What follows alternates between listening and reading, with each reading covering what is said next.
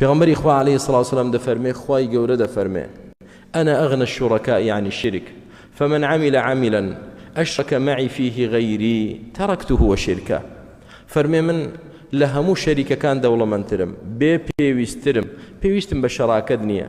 ئێمە لە دنیادا لەوانەیە کۆمپانیایەکی گەورە بێتەوە بە تەنها نتوانی بیکەیتەوە لەوانەیە پارچە زەویەکی زۆر گرانهای بەسوود بێ نتوانی بە تەنها بیکڕی پێویستت بە شەریکە بەڵام خی گەورە پێویستی بە شەراکەتی کەس نییە قبوڵی نییە تۆ لەگەڵ ئەو کەسی تر بپەرستی کەوتت یا الله هاوار یا رسول الله هاوار خی گەورە فڕە دەداتە ئەو لاوە مادام عبدەکەی من ڕسوولەکەی منت کردە شەریکی من تەنها بەوە کافی نەبووی و قەناعەتت نەکرد داوا لە من بکەیت و هانا بۆ من بێنی ئێستا هانات بۆ عەبدەکەی منیش بردووە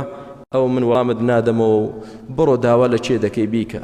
کەوتت یا الله یا شێخ فڵان هاوار شەریکت بۆ خوا پەیدا کرد خوای پەروەردگاری شەراکەتی قبوڵ نییە قل هو الله أحد خوای گەورە تاک و تەنهایە و پەروەردگارمان بە تەنها دەبی پەرستین و بە تەنها داوای لێ بکەین بە تەنها پشتی پێ ببەستین هەر کاتێک تەوحید لە دینەکەتدا هاتە دەرەوە ئەو کاتە بزانە دینەکەی تۆ دینێکی فاسدە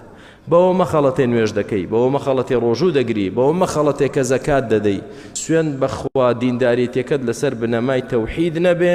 خوای گەورە لێتی قبوڵ ناکا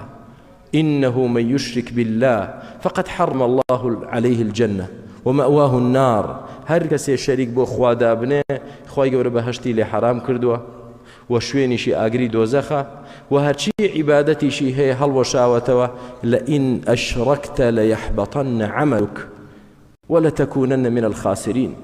خوای گەورە فەرمێ ئەگەر شەریک بۆ خوا دابنەی دڵنیا بە هەموو کردەوەکانت هەڵوەشاونەتەوە و لە زەرەرمەندکان دەبیت بۆیە براکەم